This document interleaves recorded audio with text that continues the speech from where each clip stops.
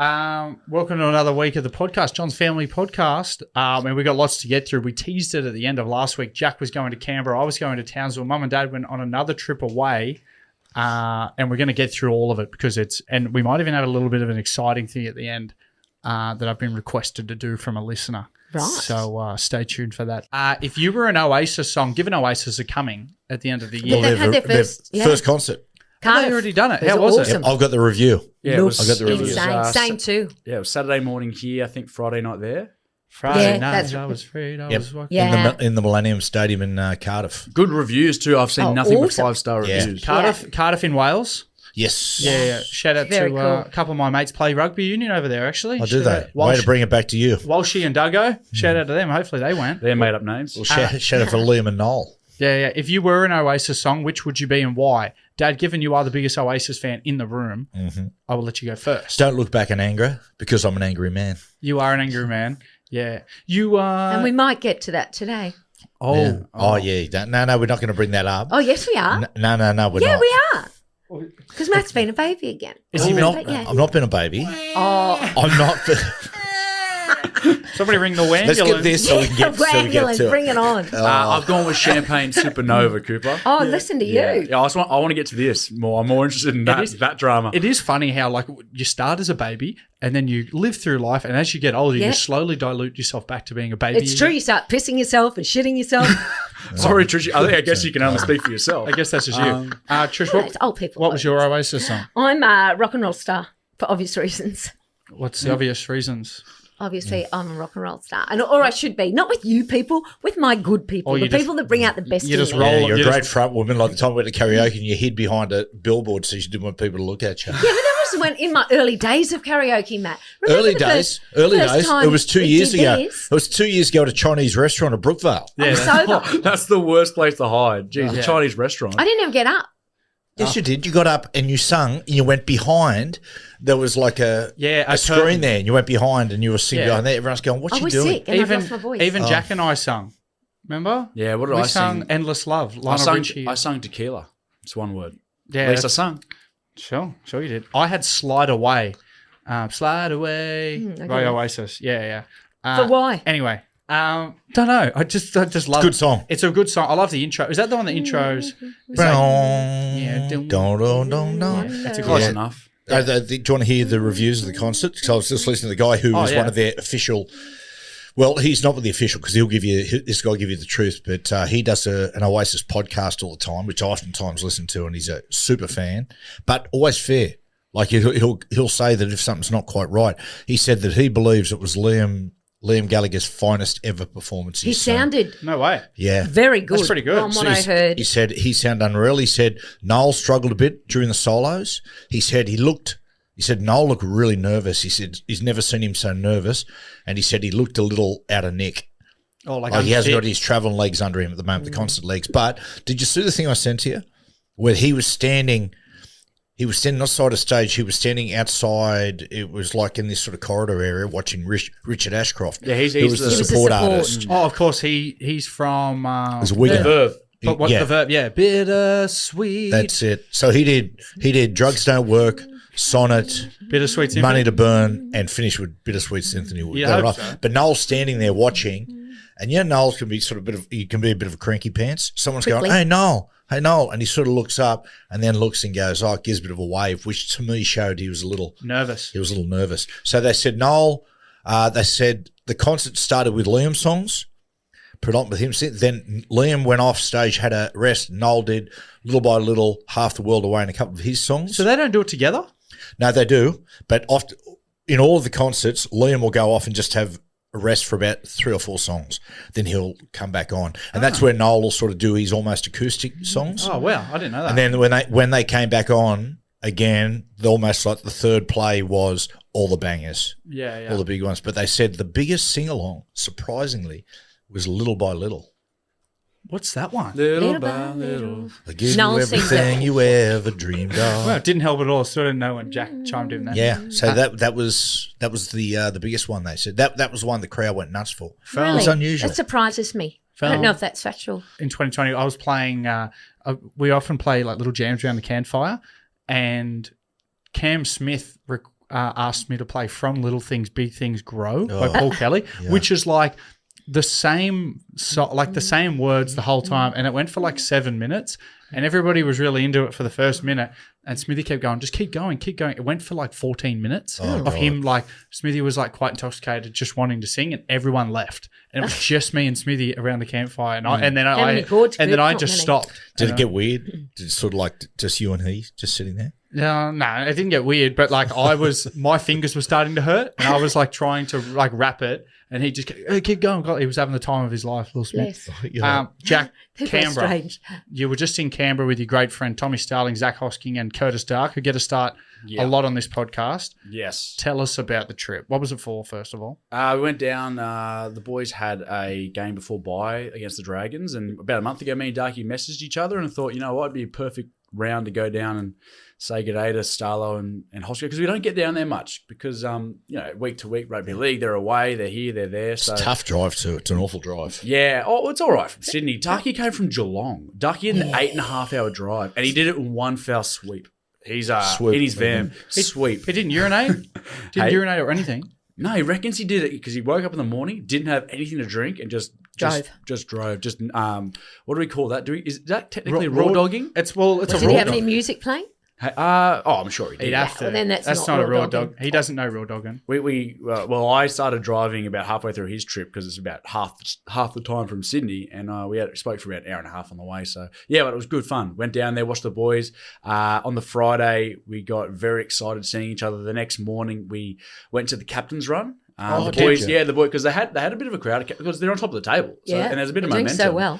And they're locked into the top four. So they allow the fans to go to Captain's Run and watch? Yeah. They do a really good, actually. They had a cafe set up for fans that had come to watch the Captain's Run on it was a Friday morning Captain's Run. And we walked out there, saw your man, Ricky. How was Ricky? Ricky was good. Did he ask? Because I was thinking, when you said you were going down to Canberra, I did think that. I was like, I wonder if Jack's going to go in the shed and see the boys, and I wonder how he's going to be received by Ricky Stewart, given that me and him, Well, how weird is this? So we stroll in, and this is for people listening, this is very unusual. We're rocked up. We've pretty much rung into their captain's run. He's taken us on the field, Starlo, with Hosco straight away.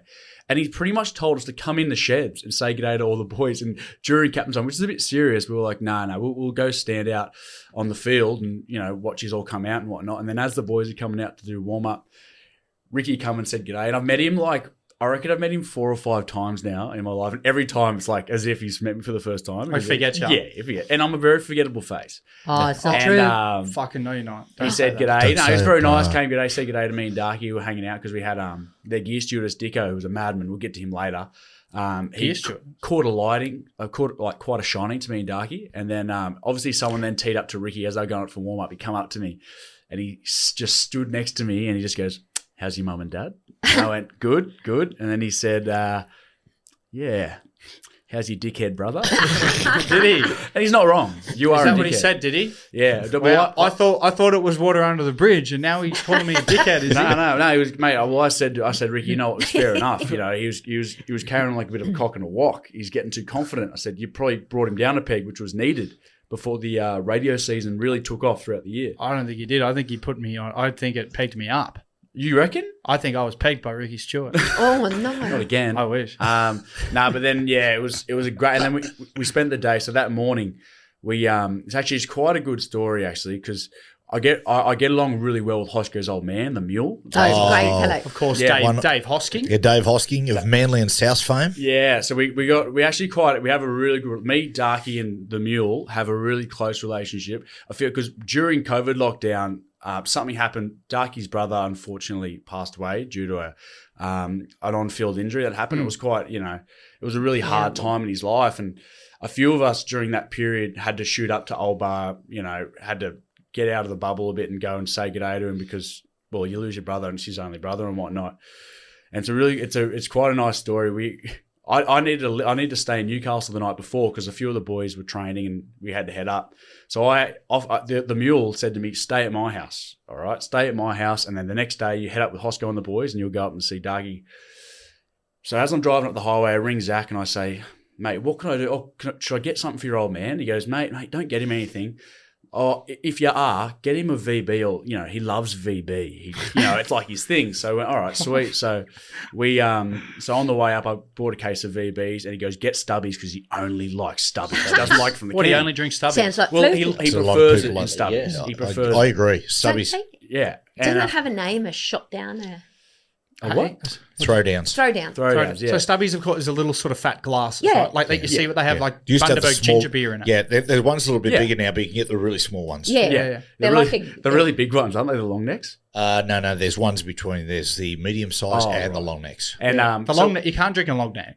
Like long necks is, well, if you see someone drinking a long neck, don't reckon that's a bit Yeah. much? My dad used to always have a long net on the table for dinner. I think that's a bit like degenerate though, right? I don't think so. Well, no, because but you Point prove it. He poured it into a glass, Oh, right. But if you see, it's and like, sometimes I had a shandy oh, with it. God.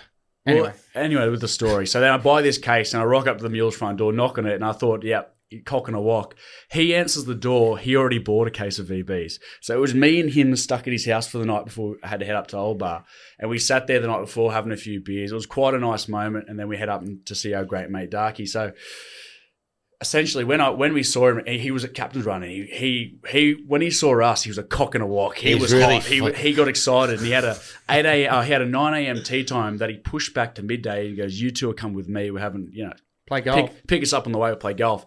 So me and Darky thought, well, what do we do if we're going to play golf at the mule? So we go straight past an IGA Plus on the way up, and we buy a case of Stubbies. Oh, he's into it again. They Yeah. sell them at IGA Plus. Yeah. Yep. Get out. Yeah. Are you serious? Yeah, I'm serious. On a 25th school hour. night as well. You'd hope so. And then we're pretty much drinking from about midday onwards. And by the end of the day, we invited ourselves to the lunch, to dinner with the family. We just, we had his brother-in-law and whatnot. And by the end of the day, the mule grabbed me and Darky and said, that might have been one of the greatest days I've had in a long time. Really? That's Yeah, good. it was good. He's a It was good Don't man. tell his Great fella. Don't tell his missus that. Oh, mate, it was hilarious. His brother-in-law, like his name was John, and he was a country fella from Dubbo.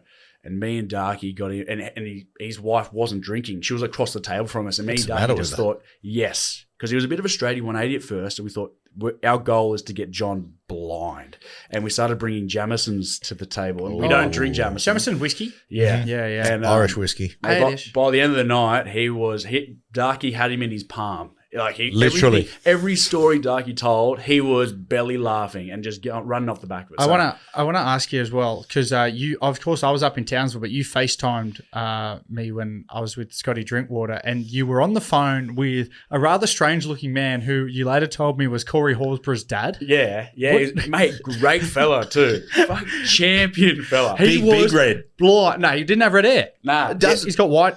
He's bald, Oh, so it's kind of hard. But he's a great fella. He had a We big red went to the follicles. bolo, went to the ruck. Shout out to the ruck. There was a few characters there. what's that? A pub? After the game? It was like a bolo pub, yeah, big. But it was big. It was packed.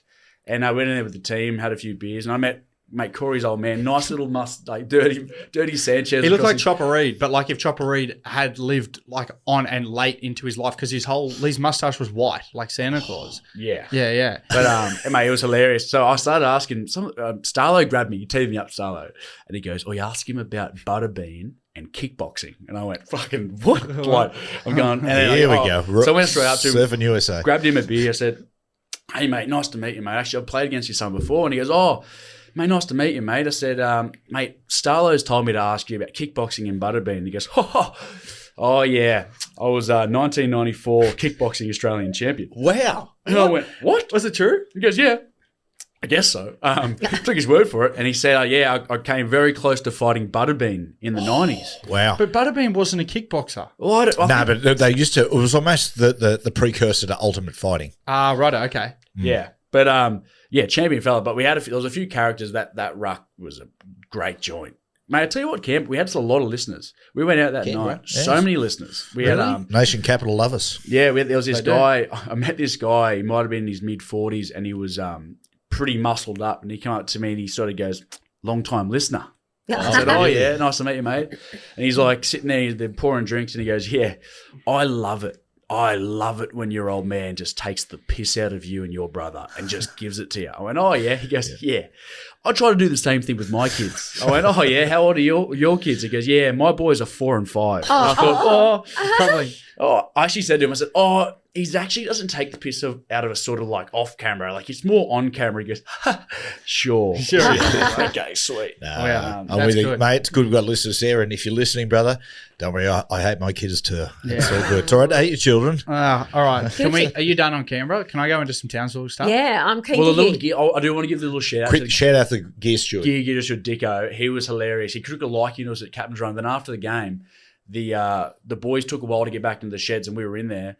Mate, he just, every time he saw me and Darky without a beer in our hands, he ran back to the back of the sheds, grabbed us a beers. Mate, he just kept refilling us. He was a absolute champion. Mate, the gear stewards they're always fantastic. Yeah. And like the gear stewards, for people that haven't heard that term before, that's someone who like they'll set up training and they'll bring in the pads from the post and they'll hold all the tackling bags. They are the most underappreciated man in a rugby league club. He's an Army vet as well, and he's been there since 2006. So he was telling us he's seen some highs and some lows, but he was saying this is one of the best groups he's seen come through. So the gear steward at Wigan was the gear steward since the late 1960s, George, and he'd be there. So he's been through all their eras, and he's such a great bloke, and he'd take your jersey. But the other thing, back in England, the gear stewards take your boots as well. Oh, really? So they take them.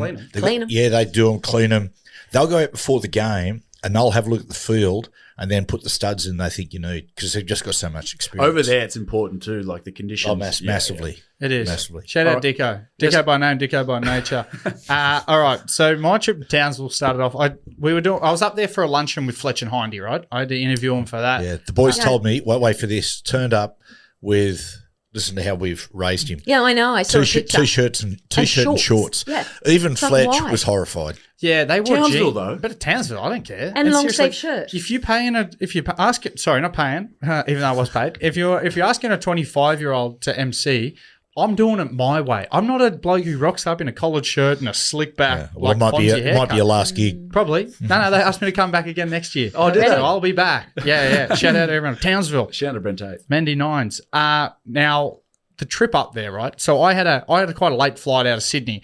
There's only like 2 flights that go direct from Sydney to Townsville. Okay? I organised that. Now, thanks. I didn't want to go via Brisbane. Now I'm on the plane. And I shout out to the people that booked it. They've booked me in business class, right? So I'm at the front of the plane. Now, in business class, when you're flying interstate, it's not like international where you got the massive leg room, but it is convenient and it's awesome. Better food. It's a good win. It's good. Now, and you get your own like pisser in there, like you're only sharing one urinal between 8 of you rather than sharing the whole plane. In the cockpit. And then anyway, I get a text from Craig Bellamy and he goes, "Fuck, you've changed." And I instantly shit myself because I was like, just sat down the plane. And I thought, oh no, what have I done? I thought I've said something. I've offended Ricky Stewart, and now I've offended my only other ally in this world, Craig Bellamy. And I instantly shit. I replied straight away. I go, "What have I done?" And he goes, "You fucking changed, mate, sitting up the front of the plane." And I look back, and he's like 7 rows behind me.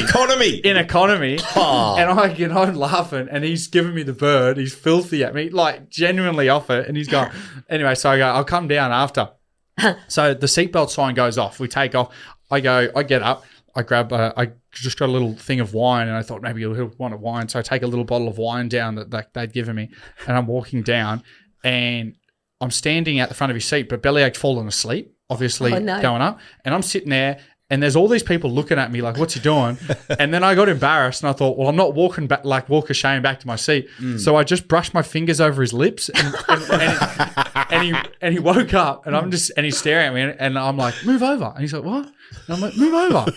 And he's like shuffled over, and I sit down, take down the tray table, you want a wine, Craig? And he's like, "Nah." And he's like, "I'll have a Coke Zero." And I was like, "All right, get him a Coke Zero." And we're sitting there, and we just yarned for like, and like he was tired. He'd obviously just come out of the Blue Mountains from the New South Wales Blues camp. Oh, of course. He was he was buggered. He didn't want to talk. He just wanted a nap. Like he was ready to go to game day the next day.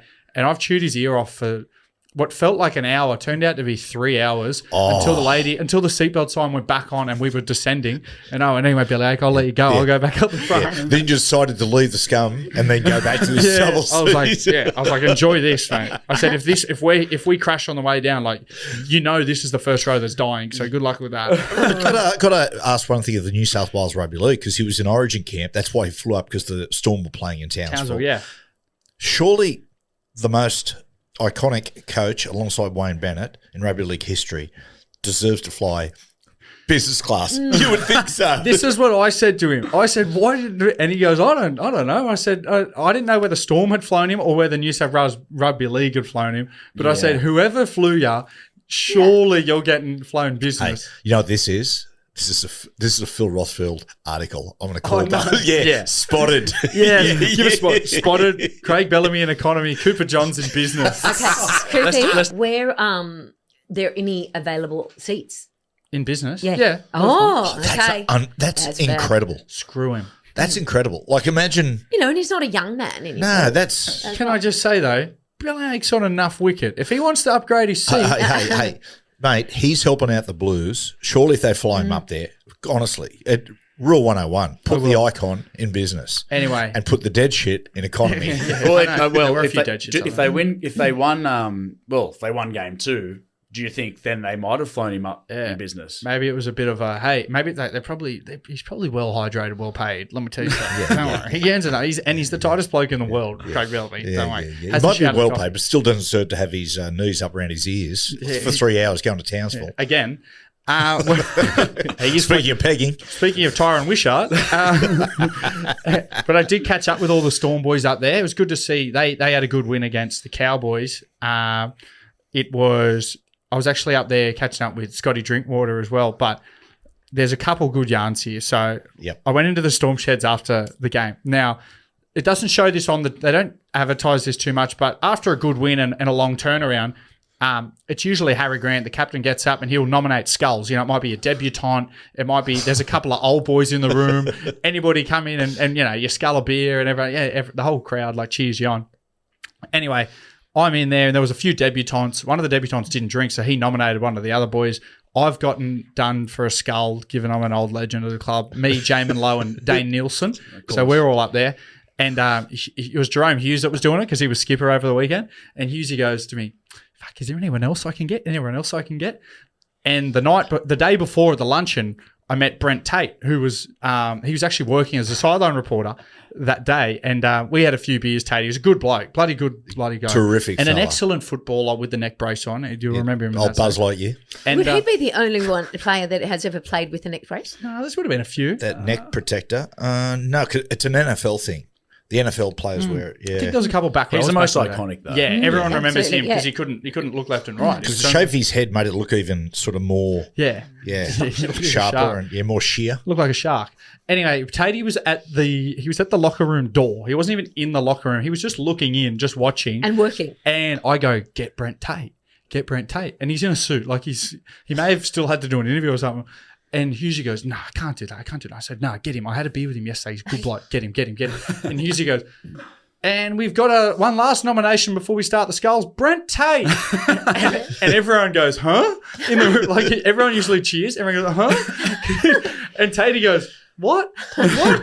And then everyone goes, Brent Tate, come in here. And he had no idea what he was coming in for. And he comes in and goes, "Hey, boys." And then Hughesy's just throwing him a beer and goes, "Here's to," and then everybody starts sculling. And Tatey's there holding his beer, hasn't cracked it yet. And he's like, "Shit." And he starts drinking it. Peer pressure. Excellent. It was so funny just watching him. Oh, and he was still I think he was still rattled from the day before. But shout out to Tatey, good man. And while we're on Hughesy as well, now, have you guys been to the Mad Cow or heard the Mad Cow ever? Yeah. So the Mad Cow, Trisha, you been up there? I've never been to Townsville. Oh, well, we got to take you because, by the way, lots of listeners up there who love it. Lots of listeners up there, so we should almost take a show to the Mad Cow. Thoughts? Huge Canberra, Italian, Townsville. huge Italian community up in Townsville. That would be good. They love it. Anyway, so the Mad Cow is known for being quite a loose place. It's not a place you go to have a nice food. It's a place you go to where your feet stick to the ground and you get so belligerent drunk that the security guard ends up throwing you out on the street. They give you boxing gloves when you walk in. Correct. But it's one of the funnest nights out of all time. We used to go there all the time when Good we played music? Queensland Cup. Yeah. Sort of country music, but then it's a big place now. They've built upstairs as well. They? It's expanding. It's growth in this economy. Anyway, so we're in there and we had a little bit of a section where some of the Cowboys boys were in there, Storm boys were in there. We're all in there having a good time. Now, Hughesy's got a bet going on at the moment against Cameron Munster where they're trying to see who can not drink the longest or they're allowed to have something. So the exception for Hughesy is he's allowed to have a bottle of red. Now that's it. That's the only thing he can drink because his nickname is Red Wine Rome because he loves red wine. Does he? And But he can only have one bottle, or he can drink red wine. He can have like a few glasses. Like Okay. red wine's fine for him because he plays well on red wine. That's his theory. Right. So we're at the Mad Cow, and Hughesy should know better because he used to play for the Cowboys and lived a long time in Townsville playing for the Blackhawks. Hughesy goes up to the lady who was looking after the section we're in, and she goes, "What does everyone want?" Everyone's getting like, vodka lemonades, vodka Red Bulls, yada, yada, whatever you want, a beer. Hughesy goes in front of anyone, puts his hands up, and he goes, "What bottles of red do you have?" And she goes, "What?" And he goes, "What bottles of red do you have?" And she goes, "This is the Mad Cow. We don't... we don't have red," and then laughed so hard in his face. And then all of us started laughing, and Hughesy was just there like, filthy. No. So then he just couldn't drink because the bet, like, if he gets caught drinking, he loses. I think there's like $1,000 or a couple of grand. I imagine that some of the Reds up in Townsville wouldn't be on the same level as some of those darling Pinots in around the Marlborough and Otago region. Oh, some of those ones down in country Victoria that he's used to drinking, particularly now that he's a big dog. Yeah, Hughesy, nothing under $200. Anything under $300 is swill. He won't even look at it. You must have had a fair impression too at the Man Cow Coop, because I was texting Toddy Lowry a couple of days ago. Because he did the podcast with Hughesy and Paps the other day, and I gave it a listen. I listened to the first half an hour till it became dribble, and that was Toddy's fault. There's a lot of dribble that goes on. Their favourite numbers and stuff like that. We've got to give him a tip on it. And I texted him actually. I did text him. I said, "Mate, you spoke very well. It was very good." And he goes, "Oh, yeah, well, yeah, blah blah blah." And he was going, I haven't actually got that much good feedback, but so I tell you what, read into your brother on the weekend. I tell you what, he was in fine form. He looked like he made a real impression on the northern community. I did. So mate, when I went in there on Friday night after the luncheon, the boys couldn't come out because obviously they were on the Saturday, but a few of the Melbourne staff were out the night before. Gotcha. They were allowed to go out, like some of the marketing team and that.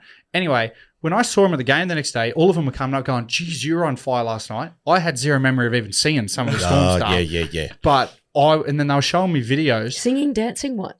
Oh, I don't know. I don't know if I was in any state to be singing or dancing. There was a picture of me once behind the bar pouring schooners for people at the Mad Cow. Yeah. You really do just blend into wherever you are. You just really take form. Yeah. Do Kyle and Jackie even go to Townsville?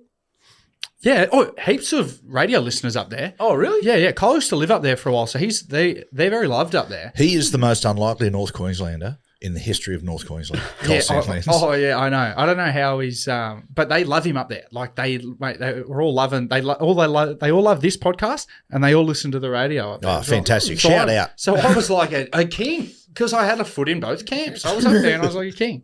But yeah, it was so good to see everyone. I'll tell you what though, like the plane ride up there was good to see Bellyache. There's nothing sadder than the plane ride home. It's a tough flight home, isn't it? Boys, it's a tough flight home. Yeah, it's only 3 hours, so it's not too bad. But you didn't do the stopover at Brisbane? No, I didn't have to do the stopover. Bellyache did though.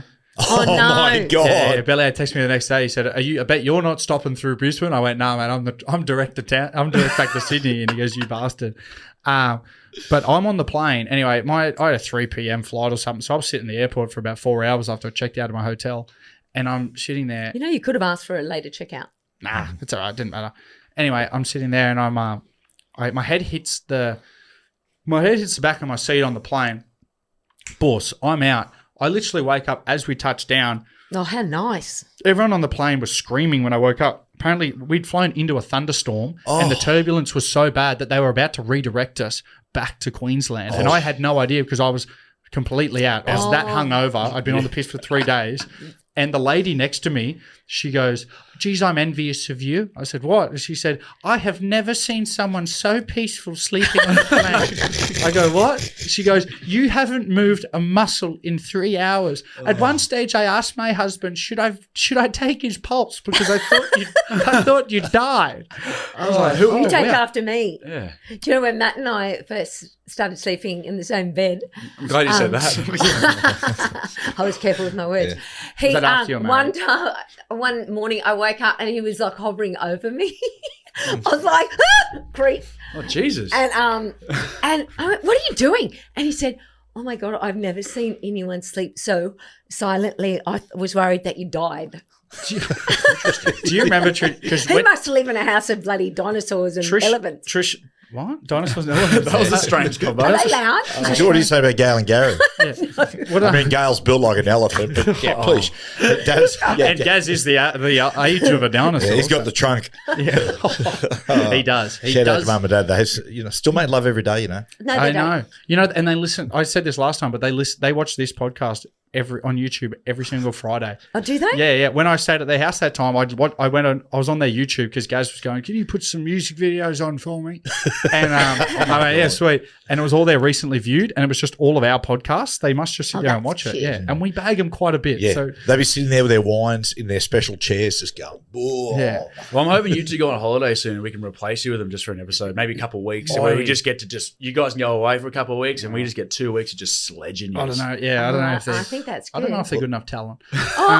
What I will say, Hey, Gaz is red hot. Gaz is very good Gail's. storyteller. yeah, Gaz is a great storyteller, but Gail's good. Gail's getting better, mate. She's What are wild. you talking about? She's quick. She's wild. Yeah, she's My quick mum. for an old lady. Mate, you go out on the town, mate. She's at the bar dancing and Yeah, like literally on the table. on the table sometimes. Yeah, she actually moves good too. Like for For a woman who's got arthritis in either knee and a hip, yeah, she does really well. God. But I was going to ask you, how's Wishy going, our man Wishy? The wishbone is very good. Has he hit pay dirt yet?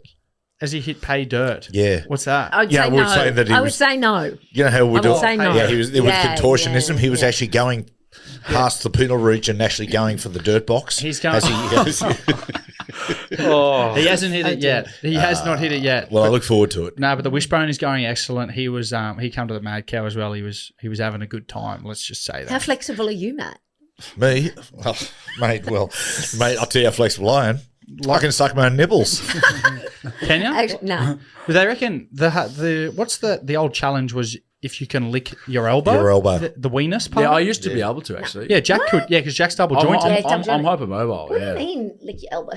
Yeah, Nah. like if you can get your tongue to your weenus, it's called the weenus, like the right on the edge of. Is it? Yeah. So what happened? Not the funny bone. Who told you that? No, I swear on my life, it's called the weenus. Okay. We knew it all through school. It's the one place on your body where you can cut someone like or like pinch someone really hard on that skin on your elbow, and it's got no nerves in it, so it doesn't hurt. Yeah, gotcha. Oh, Yeah, it but is you hit true. that bone. Yeah, if you hit the kills. funny bone, Yeah. you know what I mean. If you pinch Yeah, that, you could actually. everybody in the car right now, pull over, and if you can, Like Yeah. Just the when you excess skin. When you're describing it, it's like the excess skin at the point of the elbow. yeah, but it's called the weenus, that part. Isn't it funny the juxtaposition, how the area that has no feeling next to the funny bone that has the most? Yes, It is. It's yin and yang. Everything's amazing. All right, we're done with Townsville. We're done with Canberra. Matthew and Trish, you guys went away to Melbourne. And we had a good time. We did have a good time, didn't we, Matthew?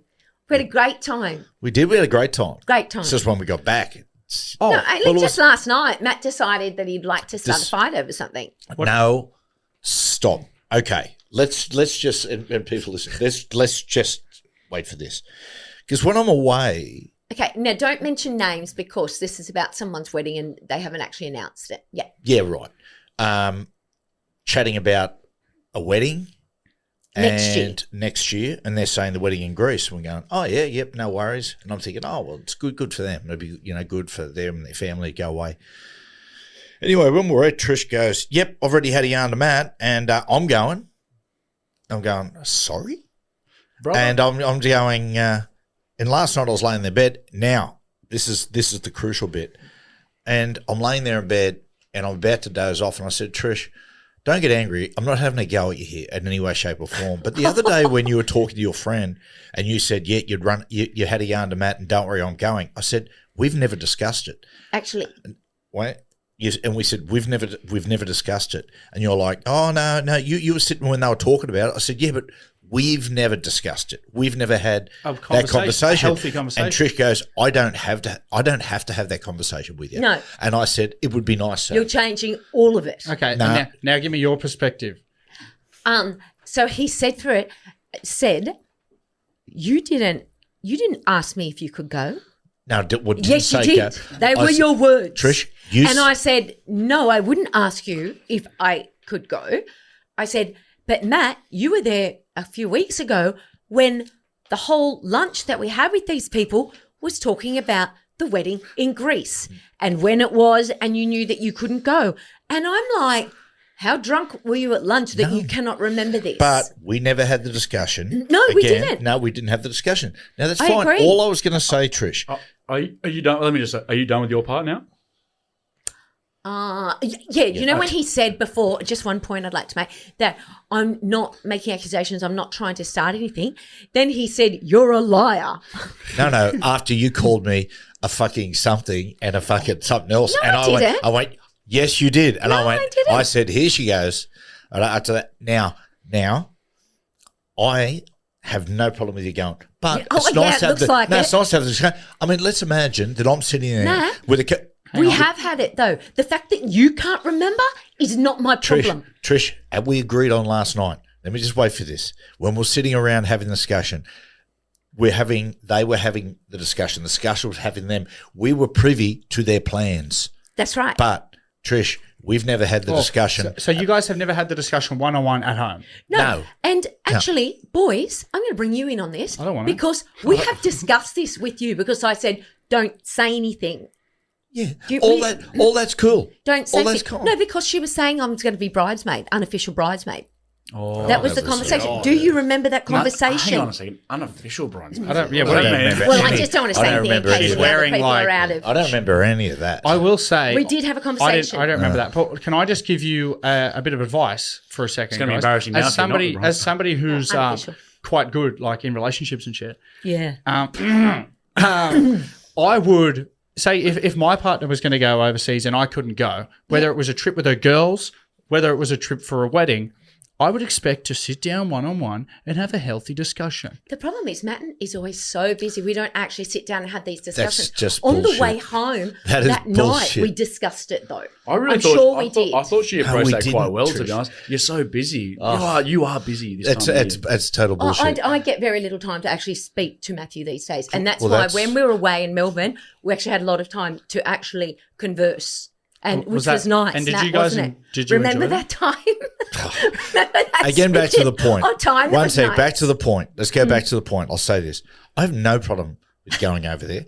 But my thing is just because someone goes, oh, we're getting married in Greece, don't naturally assume that it'd be like me talking to a friend, and Crowie saying, I'm going to get married again in Albania. And me going, oh, yeah, fantastic. Can't wait to go over for Albania, Trish, You go, oh, yeah. You'd think that I'd go and say, You can't go. Exactly. And she knows that. And this is what she does all the time. But Matt, you're invited. But Trish, guess what? 4-letter word, work, right? That's what it's called. And that's right. And you always do that. You're invited. Trish, I can't go. It's work. I have no problem with you going, but it'd be nice to have the discussion, not have your natural assumption just kick in. And then start to say things about it happened that did not happen. No problem. Okay. Matt Jung-un. What? Matt, what? Matt Jung-un. What's that mean?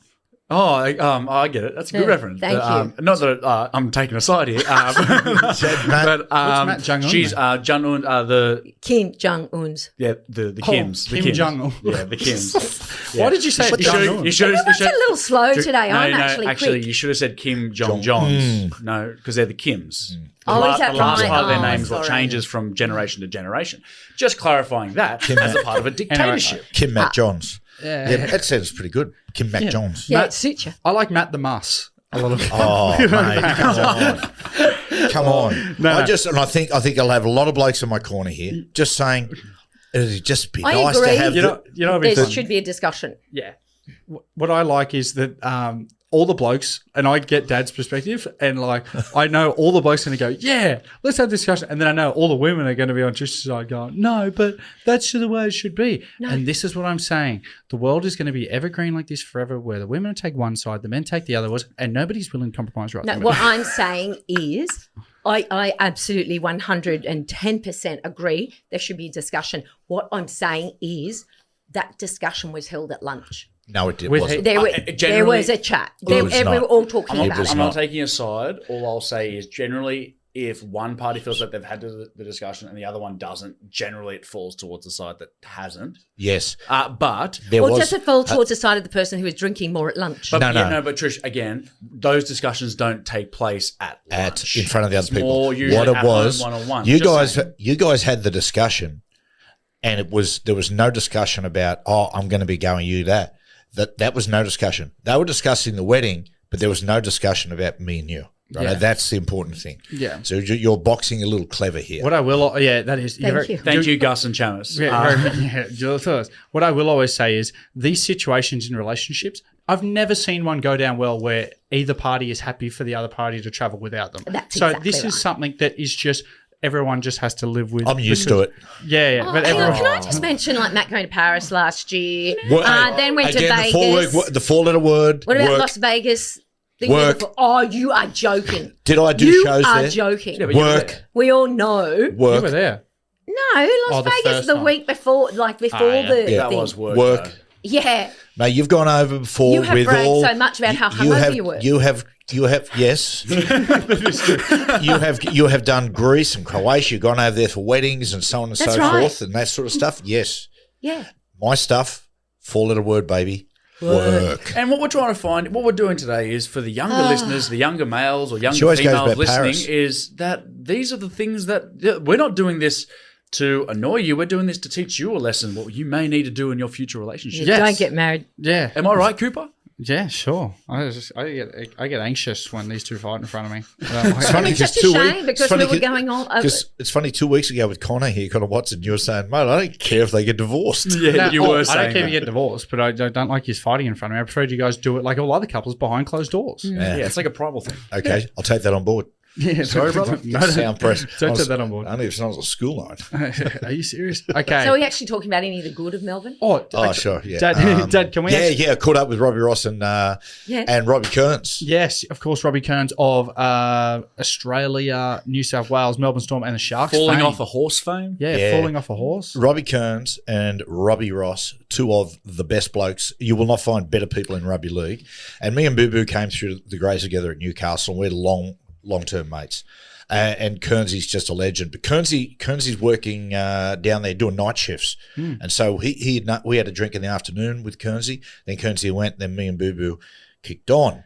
Now, it was quite a – let me just paint the picture. Have you taken note, Cooper?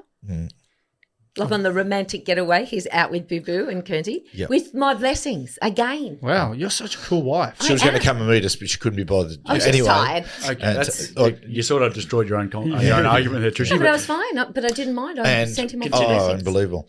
And so I wake up in the morning and go, oh God, oh. So I ring Boo Boo and go, Boo Boo. He goes, yep. He sounds worse than I do, mate. What the fuck did we get up to last night? He goes, I don't know, but I've woken up with a new haircut. I've gone, what? So then I've gone in, had a look in the mirror, and I've got a new haircut. Apparently we went to a bar, Whiskey bar. a whiskey bar, one of Boo Boo's mates, and he's just converted it, half of the whiskey bar, into a hairdressing salon, like a barber shop In Richmond? And you got a cut. in Richmond. And you got a haircut. It's a So good cut. we were sitting there drinking, and a guy apparently said to me, I could do something with that hair. And I enthusiastically got myself in, and Was he a magician?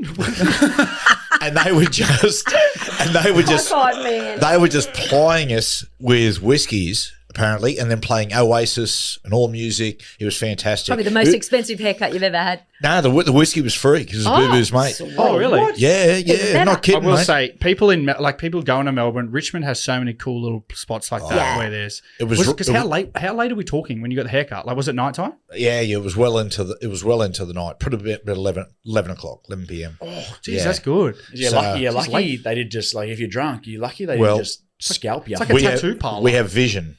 Like Boo Boo sent me through. He goes, mate, we got vision of it. He said, my mate took a photo of you getting a haircut, and also, got a video of getting your hair done. So we might put it on for people, Yeah. for our bit of thing. We'll you clip can it. see, Yeah, that you can sounds actually amazing. see how We'll clip it. heavily intoxicated I am. Well, of course, Robbie Ross, like you played together at Newcastle. He's actually player number 1 at the Storm. Yep. He's the first player on the wall. Is that right? Yeah, he's player number Because one. he was fullback. He was fullback. First yeah. ever signing. Good fella. Yeah, He's first gorgeous. signing, and then of course first number on there. So shout out to Boo Boo. So we wound the clock back. What we did, Boo Boo goes, "Hey, Matty, got something for you. Guess what? At this pub down the road, that rough pub we went to that always had the live bands. Oh yeah, the precinct. Yeah, the precinct. We went, the one across the road from the precinct. Oh, the corner hotel. Corner Hotel. We're at the corner and walk in. And by the way, it was the Friday night. We're leaving on the Saturday. The Saturday night, the Angels were playing there. I was like, damn you. Anyway. I saw Pete Murray there one night. Oh, yeah? Did you? Yeah, shout out. Good man, Pete. Yeah, thanks. Kid. So he goes, guess what's downstairs at the pub? He goes, NBA Jam. You know that game, NBA Jam, yeah. game? Because, mate, we used to play it. When we were development officers at the Newcastle Knights, they used to send us to schools, and we would go to time zone, play NBA Jam, turn up half an hour late to school, leave half an hour early, and go back and play NBA Jam. Jeez, you guys are great. The work massive ethic is community. amazing. I remember the boss, Keith Onslow, called us into the office. He goes, fellas, and he just dropped a dossier of all the complaint letters we've had from schools over the years. No way. But we wound the clock back. We're there playing. That's It's funny, good. the technology isn't as good as I remember it compared to the modern games Isn't like it funny, Lord of War. It's funny. How do you even know what that is? That's so funny. Yeah, and Fortnite.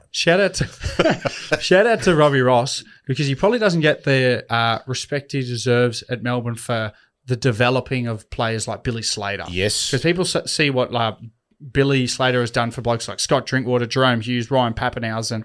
But Billy will credit himself. He puts a lot of credit to Robbie Ross with some of the stuff that he learnt from him. Some of the best support players of all time, Terry Lamb, Boo Boo's one of them. Yeah, yeah. He'd actually take the ball out of your hands if you offered it. But Yeah. and you know, it's always so much respect for him. When we come through and being young, he said to me, Matty, I'm only going to play for NRL or rugby league till I'm 28. Then we're going to move overseas to like New York and London and start businesses. That's exactly what he did. Yeah. Very successful. Entrepreneur. Genial. Did you have anything else from your memories of the trip down to Melbourne? I'm just going to say Matt reached the pinnacle of his mistaken identity in Melbourne as Yes. he was walking through a park. What do you mean? Daryl Summers? What happened? He Okay. came back very excited to tell me. Because I had like Trent? this cap on, backstage cap, Always wrapping up. had a heavy coat. I'm walking along. I was really showing my shoulders off, walking along. And Danny DeVito? these blokes were pointing and going that, and I thought, and one of them went like that and looked at me, and I thought, oh, do I know that bloke from somewhere? I went, oh, g'day, mate, how you doing? And he goes, oh, g'day, mate. I was just telling my friend, I was just saying to my friend there, look at that bloke. He could be Tom Hardy's brother. No way. Yes. Oh, hang on, you changed No. slightly. Or Tom Hardy. Yeah, I thought it was Tom Hardy. No.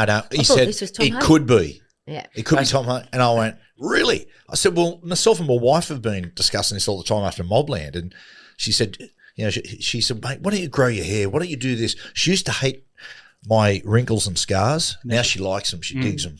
Wow. Well, Yeah. they just blend So in there with you your go. wrinkles. That's a pretty cool compliment, because I know you love him. He's always been one of your favourites. You only you know what? $200. Talking about mistaken identity, there was a guy that walked into this supermarket, and as he's shopping, he noticed this very attractive woman waving at him. And he's like, oh, and she comes over to him and he goes, oh, sorry, do I know you? She goes, oh, I think you're the father of one of my kids. And the guy's like, he's whirring in his mind. He goes, oh, God. And he goes back to the only time that he's ever been unfaithful to his wife. And he asks, are you the stripper at the bachelor party that I made love to while your partner tickled my butt with wet celery? And she goes, no, I'm your son's teacher. That's pretty good. That's actually not bad. Of course, it was a joke. I didn't pick up that it was. Oh, you never do. Well, because you're very good at selling it. Thank you. Should we wrap it up? Oh, hang on. Can we finish with a quick film fame and vibe? Yeah, let's do Just it. finish on a high. Go on. And today I'm going to do the fact that we've come off Oasis. And by the way, do you know Oasis up on stage what they said? Someone mentioned Britpop, and they yelled out, we're not fucking Britpop, we're Irish music. Our mum and dad were Irish. Yeah, mum Irish was ancestry. So today we're going to do Irish rock and pop. When you think of Irish music, you generally think of Irish folk or Irish national songs, but there's been some great rock and roll bands and pop artists come out of Ireland. So I want us to do gold, silver and bronze, Yeah. best Irish songs, and you can't do the same band 3 times. So you can't go you two. Yeah. Yeah. Righto. Trish, Okay. lead off. Okay, I've got no you two. My silver is Fisherman Blues, the Waterboys. Nice. Oh, How does that yeah. go? Fisherman blues. Oh, cool. You have to do it. My bronze goes to Whiskey in a Jar. Now, the Dubliners did it, but I actually don't like that version. I like Metallica's version. Oh, right, Whiskey in Metallica a does Jar. an awesome, That's a cool, awesome. That's a cool version. Irish song. Because I think Irish band? Thin Lizzy might have done it as well, covered it anyway. They have. Yeah. They have. Tin Lizzy. And my gold is Fairy Tale of New York, the Pogues. Oh, good on you. All right. I did Take Me to Church by Hosier, a bit of a modern one. Nice. You guys might not know that one, but Yeah, it's do good. it, Lana. U2, Sunday Bloody Sunday, number 2. That is silver, of course. And then my gold, Jack, you'll attest to this as well. I hope you've got it. Ronan Keating, Life is a Roller Coaster. Oh, my God. He's obsessed. It's You my, really are, aren't you? mate, I just drove back from up the coast. Let me tell you something. I listened to it 10 times in a row. That's how much I love that song. And it always gets me in the best mood. That's cute. So there's something about serial killers who listen to the same song over and over and over I do it and all the over time. again. Yeah, I used to when as I was well. younger. Do you remember there was that I don't movie about anymore. a guy who abducted? He would abduct people and tell them that mafia and that were after him, and he'd just move them around different towns and stuff. Oh, that Yeah. was a series we A watched. series, and all the people he would was that? abduct at different times over the years said how they linked him together. He had a tape recorder and he had a tape deck, and he'd just pop it in and he would listen on loop for hours on end. Ordinary World by Duran Duran. Really? Wow. So if you listen to Duran Duran, Yeah. Hungry Like a So Wolf. which is the problem? I've gone with my bronze. I've gone Into the Mystic by Van Morrison. Oh, nice. It's a great song. about Van. I went silver. A Girl Called Johnny by the Waterboys. Yeah, nice. It's a great I like song. How does I love that go? the Waterboys. A boy called Johnny. No. And then what's it called? By the Cranberries. I just forgot what the name of Zombie. it. No, not Zombie. Linger. Linger. I like Linger. Linger. We like to linger. There you go. Gonna linger. Joey Manu, Mal Meninga. Connie Rano. And you might Connie notice we've got Linger. the hashtag tackle breast cancer. Trishy. Oh, did you go, Colin? I just Oh, sorry, no. that's all right. Forgot about you. I've gone. Again. I've gone bronze. Fontaine DC's "Boys in a Better Land," who I think at the moment yeah. the best band in the world. I It's a reckon. good song. Is that song you always play? It's like Boys in Yep. the Better Land. Yeah. I hate Do you that want a song. song? Yeah, I don't mind it. It's got a good beat. Yeah. Really? The words are boring. But My silver is "Emperor's New Clothes" by Sinead O'Connor, and my gold is U2 One, which Rolling Stone magazine in the 500 best songs of all time put number 1. Yeah. Yeah, in There you their go. opinion. How good is that? their opinion. In their, and what the hell do they know? Yeah, I know. On the cover of the Rolling Stone. And of course, we've got the hashtag tackle breast cancer. Yes.